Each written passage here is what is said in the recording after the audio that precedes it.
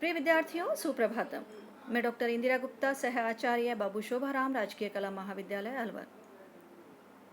विद्यार्थियों, आज हम स्नातकोत्तर उत्तरार्ध संस्कृत के धर्मशास्त्र ग्रुप के तृतीय प्रश्न पत्र के संबंध में चर्चा करेंगे। तृतीय प्रश्न पत्र की जो पाठ्य सामग्री है वह है निबंध साहित्य, व्यवहार, प्रायश्चित और अर्थशास्त्र से संबंधित है। उनके कुछ कुछ अंश हैं जो कि आपके पाठ्यक्रम में रखे गए हैं।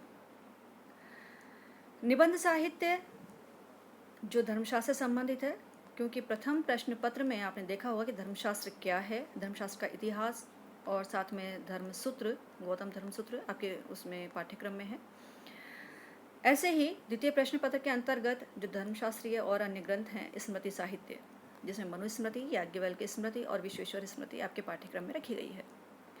तृतीय प्रश्न पत्र के अंतर्गत निबंध साहित्य, जिसमें हम कहें कि धर्मशास्त्र का जब हम इतिहास पढ़ते हैं तो हम देखते हैं कि सर्वप्रथम सूत्र साहित्य लिखा गया धर्मशास्त्र के अंतर्गत, उसके बाद में स्मृति साहित्य आया और उसके बाद में निबंध साहित्य आया। निबंध साहित्य क्या है? जो धर्मशास्त्रीय ग्रंथ हैं, सूत्र साहित्य और स्मृति साहित्य, उनके विषयों को लेकर के जो कुछ व्याख्याएं की गई, जो निबंध लिखे गए और उनकी व्याख्याओं के आधार पर जो ग्रंथ रचित किए गए, वो निबंध साहित्य कहलाया। अतः उससे संबंधित जो ग्रंथ है एक धर्म सिंधु, वह धर्म सिंधु काशीनाथ उपाध्याय द्वारा रचित है, वह आपके पाठ्यक्रम में है। उसका कुछ अंश है, जैसे कि प्रथम परिच्छेद और द्वितीय परिच्छेद के कुछ अंश। उसके बाद आपके जो इसमें पाठ्यक्रम में तृतीय प्रश्न पत्र के पाठ्यक्रम में है वह है व्यवहार और प्रायश्चित, जो कि याज्ञवल्क्य की स्मृति का कुछ अंश है, जो कि व्यवहार अध्याय से और प्रायश्चित अध्याय से लिया गया है। उसके बाद आता है अर्थशास्त्र, जो कि कौटिल्य अर्थशास्त्र है, उसका के कुछ अध्याय आपके को पाठ्यक्रम में रखे गए हैं। अतः इन सब के बारे में हम तृतीय प्रश्न पत्र के अंतर्गत विचार करेंगे।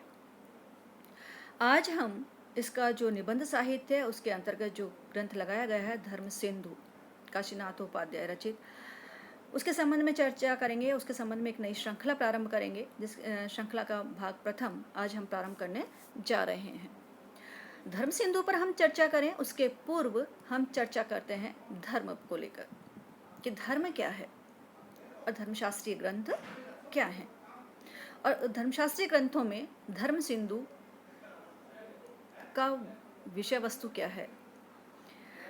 हम इस तरह से क्रमशः इस पर विचार करेंगे। अतः हम सर्वप्रथम विचार करते हैं धर्म को लेकर। धर्म की कुछ परिभाषाएं हैं जिसके आधार पर हम धर्म को समझ सकते हैं। क्योंकि हम धर्मशास्त्रीय ग्रंथ पढ़ रहे हैं, हम धर्मशास्त्र के विद्यार्थी हैं, अतः हमें धर्म को समझना अत्यावश्यक है। क्योंकि धर्म का जो आज एक समय संकीर्ण अर्थ लिया जाता है, संप्रदाय विशेष, मूलतः है संस्कृत साहित्य या भारतीय संस्कृति के परिप्रेक्ष्य में धर्म का यह अर्थ कदापि नहीं था। धर्म एक बहुत विस्तृत विषय है और इसके हम कुछ परिभाषाओं से इसको समझ सकते हैं। धर्मो विश्वस्य जगतः प्रतिष्ठा, विश्व की सुस्थिति के लिए धर्म की अत्यंत आवश्यकता है। अब विश्व की सुस्थिति के लिए कहने का है, विश्व को स्थिर रखने के लिए या कहें कि हम इस सृष्टि को स्थिर रखने के लिए हमें धर्म की अत्यंत आवश्यकता है। कहने का है कि धर्म का कहीं ना कहीं अर्थ नियम से है, सृष्टि के नियम से है, विश्व के नियमों से है, जिन नियमों को पर चल करके विश्व सुरक्षित रह सकता है, सृष्टि सुरक्षित रह सकती है, निरंतरता को बनाए रख सकती है। दूसरी परिभाषा आती है धर्मम यो बाधते धर्मो न स धर्म कुधर्म तत् अविरोधी तु यो धर्म स धर्म सत्य विक्रम। धर्म यो बाधते धर्मो न, जो यह मतलब जो धर्मम धर्म को बाधित करता है, बाधते बाधित करता है, धर्म न है वह धर्म नहीं है, कुधर्म है तत् वह कुधर्म है। कहने का है कि जो हम यहाँ पर कर्तव्य के अर्थ में लें या कुछ नियमों के अर्थ में लें तो हम यह बिल्कुल सम्यक अर्थ बैठता है कि जो किसी के कर्तव्यों में बाधा पहुँचाए, जो किसी प्रकार की सृष्टि के नियमों में बाधा पहुँचाए, वह धर्म नहीं है, अपितु क्या है, कुधर्म है। अविरोधी तु यो धर्म स धर्म सत्य विक्रम है। और कहते हैं कि जो धर्म अविरोधी तु यो धर्म है, जो धर्म समस्त धर्मों का अविरोधी है, किसी का भी विरोध नहीं करता, किसी के भी कर्तव्यों में किसी प्रकार की बाधा नहीं पहुंचाता, किसी प्रकार के सृष्टि के नियमों में या विश्व के नियमों में, समाज के नियमों में किसी प्रकार की का विघ्न उपस्थित नहीं करता, सधर्म सत्य विक्रम है। यथार्थ में वही धर्म है। तो धर्म की इन परिभाषाओं के आधार पर हम समझ सकते हैं कि धर्म कोई एक संप्रदाय विशेष नहीं है, कोई एक मार्ग विशेष नहीं है, कोई एक पंथ विशेष नहीं है, अपितु धर्म एक सृष्टि का नियामक तत्व है। इस सृष्टि को की निरंतरता को बनाए रखने वाला तत्व है। यह इस समाज के को की निरंतरता को या समाज को सुस्थिर बनाए रखने वाला तत्व है, जिसमें कि सभी अपने अपने कर्तव्यों का निर्वाह कर सके। अन्य कुछ परिभाषाओं पर मैं जाती हूँ या उनकी कुछ व्युत्पत्ति पर जाती हूँ कि धर्म शब्द ध्रिय धारणे धातु से बना है, जिसमें मन प्रत्यय लगा है। इसकी व्युत्पत्ति 3 प्रकार से की जाती है। ध्रियते लोकः अनेन इति स धर्मः, धरते धारयते व लोकम इति, ध्रियते यह स धर्म इति। अर्थात ध्रियते लोक अनेन, जिससे लोक धारण किया जाए। लोक मतलब संसार, जन सामान्य, जन समूह पर धारण किया जाए, मतलब जो जीवन धारण करे, जिससे संपूर्ण जन समूह है, संपूर्ण संसार, संपूर्ण लोक जीवन धारण करे, वह धर्म है। धरति धारयति व लोकम, जो लोक को धारण करे, मतलब जो संसार को या सृष्टि को धारण करे, जो जनमानस को धारण करे, वह धर्म है। ध्रियते यह स धर्म इति, जो ध्रियते धारण किया जाता है, यह जो धारण किया जाता है, स धर्म है, वह धर्म है। अर्थात जो दूसरों के द्वारा धारण किया जाता है वह धर्म है। इन सभी अर्थों में हम देखें तो धर्म कहीं ना कहीं सृष्टि के नियमों को, विश्व के नियमों को, समाज के नियमों को द्योतित करता है। अन्य हम एक महाभारत के कर्ण पर्व में एक परिभाषा आई है, यह एक धर्म के संबंध में कहा गया है, संक्षिप्त विवरण है। उसमें हम देखते हैं, धारणा धर्मम इति आहु धर्मो धारिते प्रजा। धारणात धर्मम इति आहु, धर्म किसे कहते हैं? धारण करने से धर्म कहा गया है। धर्मो धारिते प्रजा, धर्म प्रजा के द्वारा धारण किया जाता है, मतलब जो नियम प्रजा के द्वारा धारण किए जाते हैं और धारण करने से ही वो धर्म कहे जाते हैं। मतलब प्रजा के द्वारा जो कर्तव्य धारण किए जाते हैं, राजा के द्वारा जो कर्तव्य धारण किए जाते हैं, जो नियम धारण किए जाते हैं, जो उन्हीं के कारण उसको धर्म कहा जाता है। यत स्यात् धारण संयुक्त स धर्म इति निश्चय है। यत स्यात्, जो हो, धारण संयुक्तम, जो धारण से संयुक्त हो, जो कर्तव्यों से संयुक्त हो, वह धर्म है, यह निश्चय है, जो कि महाभारत के कर्ण पर्व में आया है।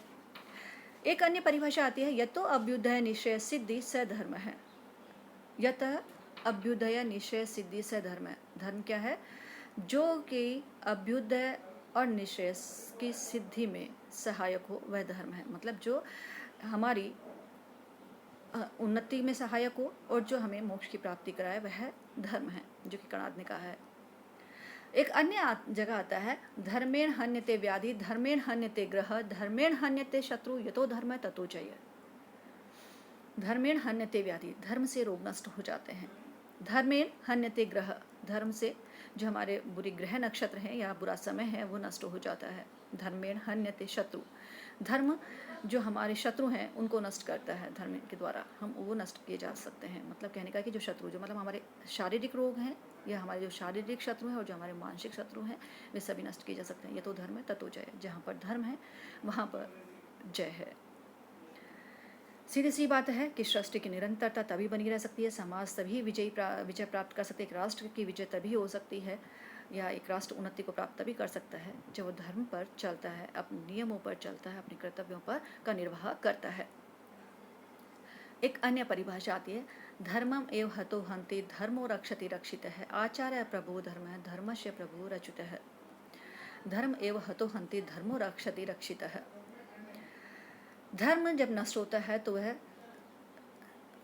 नष्ट कर देता है, धर्मो रक्षति रक्षितः। और जब धर्म रक्षित होता है तो वह हमारी रक्षा करता है। आचार्य प्रभु धर्म है, धर्मस्य प्रभु अच्युत है। अतः हमारे जो आचार्य प्रभु धर्म है, आचार ही उस धर्म में समर्थ है या प्रभावी है। धर्मस्य प्रभु अच्युत है, और धर्म के जो स्वामी हैं वो कौन है? अच्युत, ईश्वर, अच्युत ब्रह्मा। कहने का है कि धर्म जब पालन किया जाता है तो वह हमारी रक्षा करता है, जब धर्म नष्ट किया जाता है या हमारे नियमों को हम नष्ट करते हैं, हम सृष्टि के नियमों को नष्ट करते हैं, हम ईश्वर के द्वारा प्रदत्त नियमों को नष्ट करते हैं, हम प्राणियों की रक्षा नहीं करते हैं, तो वह धर्म भी हमारी रक्षा नहीं करता है। और धर्म में कौन सबसे ज़्यादा प्रभावी या कहें कि समर्थ कौन है? आचार व्यवहार है। और धर्म के स्वामी कौन है? ईश्वर ब्रह्मा। तो इस प्रकार से हम धर्म को देखें तो धर्म वही है जो इस सृष्टि के क्रिया के स्वाभाविक नियम में बाधा न पहुंचाता हो, वह धर्म है। जो इस नियम में बाधा उत्पन्न करे वह धर्म नहीं है। तात्पर्य यह है कि जीवन या जीव सृष्टि प्रवाह में पड़ने के अनंतर क्रम से अपने गुणभेद के कारण उन्नत होता हुआ मुक्त होता है, और उसमें जो भी बाधक होता है वो अधर्म है, और जो उसमें सहायक होता है वो धर्म है।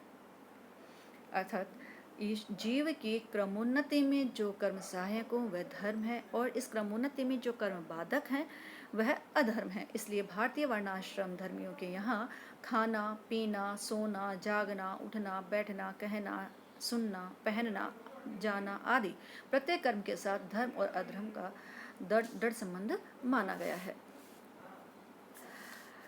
धर्म एक समय था जबकि धर्म जिज्ञासु लोग धर्म का ज्ञान वेदों से प्राप्त कर लिया करते थे। काल के साथ धर्म जिज्ञासुओं के अवलंबनार्थ धर्म सूत्र, गृह सूत्र, शोध सूत्रों में सृष्टि हुई। पुनः कुछ समय व्यतीत होने पर तत्कालीन ऋषियों ने स्मृतियों की रचना करना आरंभ किया। इसके अनंतर व्याख्याकार एवं निबंधकार उपस्थित हुए। जैसा कि मैंने पहले भी कहा था कि प्रथम जब हम प्रश्न पत्र पढ़ते हैं तो उसमें हमने देखा कि सूत्र, धर्म सूत्र और धर्मशास्त्र का इतिहास पढ़ाया जाता है। फिर उसके बाद में जो है हमें स्मृतियाँ तो द्वितीय प्रश्न पत्र के अंतर्गत पढ़ाई जाती है। ये सब धर्मशास्त्री ग्रंथ कहलाते हैं। और इसी श्रृंखला में, इसी क्रम में जो व्याख्याकार और निबंधकार हैं उन्होंने अपने ग्रंथ प्रस्तुत किए, जो कि धर्म निबंध कहलाते हैं या निबंध साहित्य कहलाता है। धर्म सिंधु उसी का ही एक ग्रंथ है। यह व्याख्याकारों और निबंधकारों का युग प्रायः 7वीं शताब्दी से 18वीं ईस्वी तक माना जाता है। 12वीं शताब्दी में सूत्रों या स्मृतियों पर व्याख्यान या स्मृतियों के धर्म संबंधी सिद्धांतों को लेकर स्वतंत्र रूप से निबंध लिखने की सामान्य प्रवृत्ति विद्वानों में जागृत हुई। आगे उल्लिखित और पठनीय ग्रंथ धर्म सिंधु काशीनाथोपाध्याय द्वारा रचित है, और इस धर्म सिंधुकार या इस ग्रंथ को धर्म सिंधुसार या धर्माब्दिसार भी कहते हैं। इसके संबंध में विस्तृत चर्चा हम आगे करेंगे, जो कि अगले भाग में हम